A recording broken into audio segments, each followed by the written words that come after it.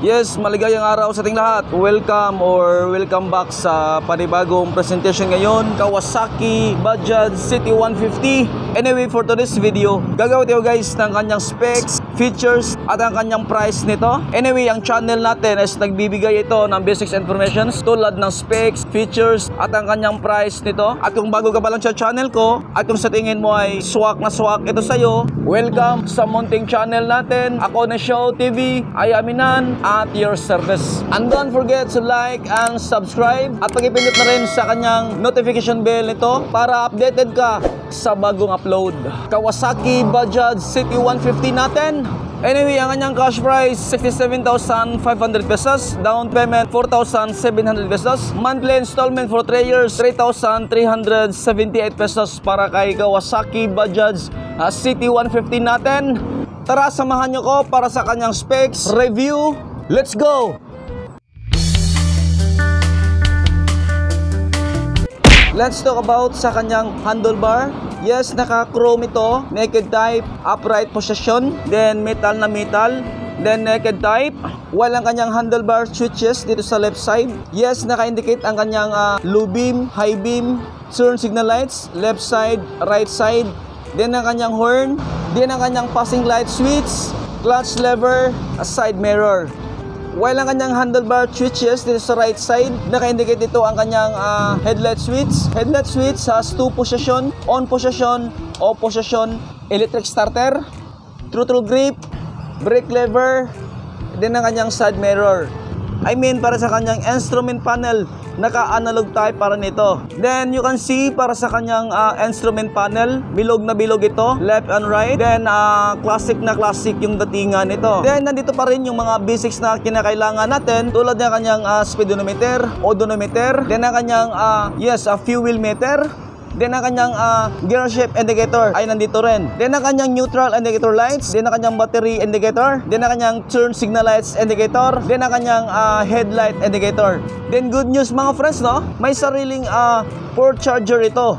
Ayan, so laking tulong, laking bagay na rin ito para sa mga tricycle riders natin or sa mga long rides natin. So bagay na bagay para sa mga mobile phones natin or sa mga gadget natin dahil may sariling na ito, USB port charger para kay Kawasaki Bajaj City 150 natin. Yes, pagdating naman dito sa kanyang front view, para sa kanyang headlight assembly, ayan. So naka-halogen bulb yung gamit nila. Then logo nga Bajaj. While ang kanyang turn signal lights dito sa harap, naka-bulb pa rin ito. Then pagdating naman sa kanyang front suspension, naka-standard pa rin ito. Ayan. While ang kanyang front fender, naka-glossy red ito, naka-plastic ito. Then naka-drum type ito, 130mm drum type. Then yung kanyang tire size front is naka 2.75 by 17 ito. Yung kanyang rim size front, 1.60 by 17. Tire air pressure front, 25 PSI. Tube type, then naka-spokes ito. While ang kanyang front fender extension, yes, plastic na plastic ito, matte black, matibay naman ito. Then pagdating naman dito sa bandang likod, ayan, you can see para sa kanyang grab handle. So laking bagay, laking tulong para dito para sa mga tricycle natin or para sa mga riders natin para sa kanyang grab handle. So highly recommended pa rin natin na huwag ito tanggalin, no? Then you can see para sa kanyang brake light and tail light, ayan, nakabal pa rin ito. Even na kanyang turn signal lights. Then ang kanyang rear fender, plastic na plastic ito at matibay naman ito, naka-matte black ito. Then location ito para sa kanyang plate holder with additional lights reflector. Laking tulong ito during nights activities natin. Then pagdating naman sa kanyang tire size rear, naka 3.00 by 17 ito, 50p, then naka tube type pa rin. Then ang kanyang tire air pressure dito sa rear is naka 28 PSI. Then naka spokes ito, then naka 130mm drum type ito. While ang kanyang rim size rear, 1.85 by 17. Then you can see sa bandang kaliwa naman, so naka-double suspension na ito, to either sides, left side and right side. So laking tulong ito, no, para sa mga nagbabalak pa lang na magkaroon ng sidecar. So ang kanyang rear suspension is naka-dual suspension na ito, to either side. So bali 4 lahat. Then ang kanyang chin cover, ayan, so not fully talaga, pero laking tulong para nito para sa mga moving parts natin, tulad ng kanyang drive and sprocket, even ang kanyang rear sprocket, even ang kanyang kadena, highly recommended pa pa rin natin na huwag ito tanggalin, no? So naging protector din ito, yes, para sa mga riders natin, even sa mga passengers natin. Yes, yung kanyang passenger footrest, naka-rubberize ito. Then bilog na bilog. Then ang kanyang handle, yes, metal na metal pa rin ito.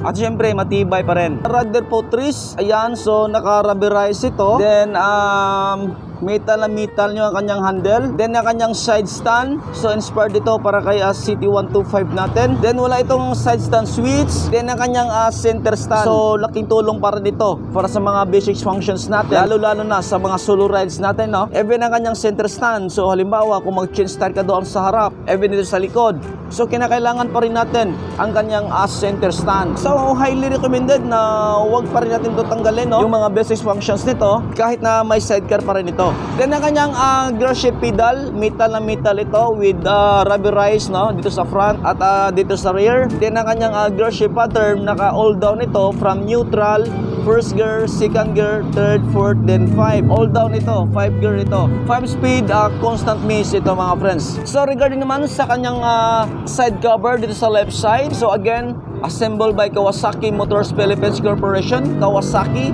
combination color with silver, then red para sa kanyang decals. Even dito sa bandang likod, ayan, 150, then combination color with the silver, then at ang kanyang red.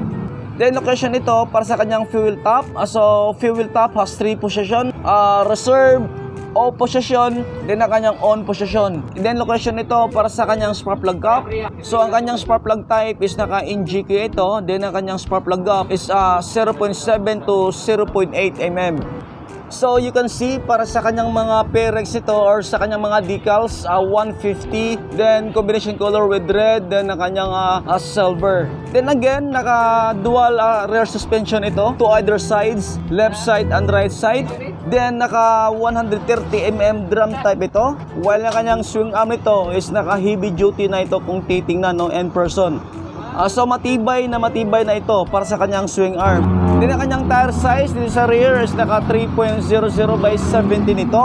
Then ang kanyang rim size dito sa rear is naka 1.85 by 17. Naka spokes pa rin. Tire air pressure rear is 28 PSI with angkas 30 PSI. Then pagdating naman sa kanyang muffler, ayan, so classic na classic looks pa rin ito. Then may sariling muffler cover ito, metal na metal. May sariling apakan ito para sa kanyang muffler. Ayan, so laking tulong pa rin ito, no, para sa mga riders natin or sa mga passengers natin. Ayan, may sariling apakan para sa kanyang muffler. Then pagdating naman sa kanyang fairings dito sa right side, yung mga decals niya, ayan, so assembled by Kawasaki Motors Philippines Corporation.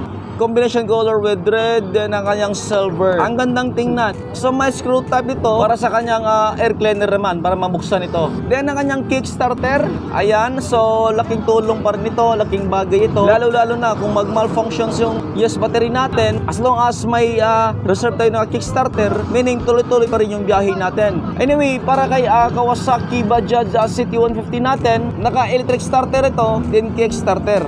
Then pagdating naman sa kanyang rider's footrest, ayan, naka-rubberize ito. Then inspired dito para kaya CT150. Then metal na metal ang kanyang handle. While ang kanyang brake pedal dito sa rear, yes, naka-rubberize pa rin ito. Metal na metal. Then inspired dito para kaya CT125 natin. Then you can see para sa kanyang side view dito sa kanyang engine sa right side, decals, Bajaj. Then location nito para sa kanyang oil filler cap. Then ang kanyang oil filter. Then may sariling oil inspection window ito. Then para kay Kawasaki Bajaj CT150 natin. Then location nito para sa kanyang carburetor. Then ang kanyang choke lever ay malapit lang sa kanyang carburetor.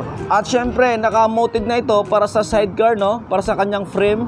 So naka-give na ito just in case naman, or kung nagbabalak ka pa lang na glalagyan to ng sidecar, so naka-mounted na para sa sidecar natin. At syempre ang kanyang exhaust, may sariling cover ito.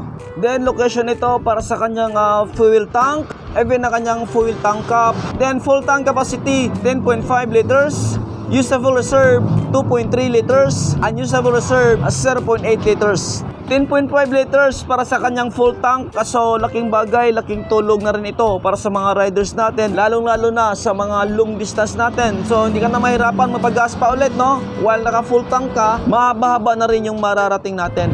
Then pagdating naman sa kanyang decals para sa kanyang fuel tank, ayan, so naka letter C, then letter T ito.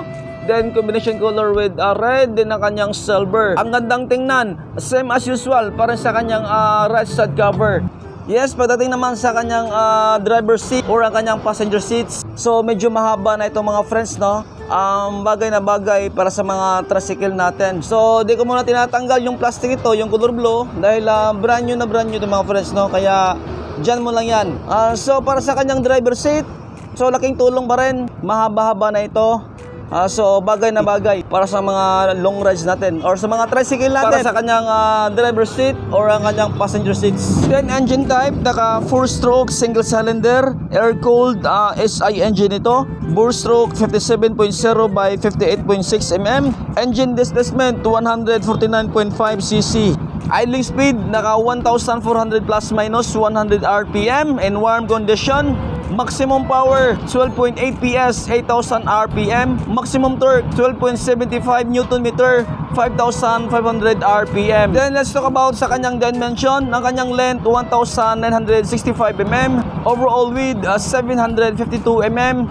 Then ang kanyang height 1,072 mm. Wheelbase meaning between the distance from the center of the front wheels to the center of the rear wheels 1,235 mm. Ground clearance 164 mm para kay Kawasaki Bajaj City 150 natin. Ayan, and lastly, ang kanyang cash price 67,500 pesos. Down payment 4,700 pesos. Monthly installment for 3 years 3,378 pesos para kay Kawasaki Bajaj City 150 natin. At syempre dito pa yan sa God Moto Trading Kawasaki Crib Escotes Branch, Mandawi City, Cebu. Welcome sa munting channel natin.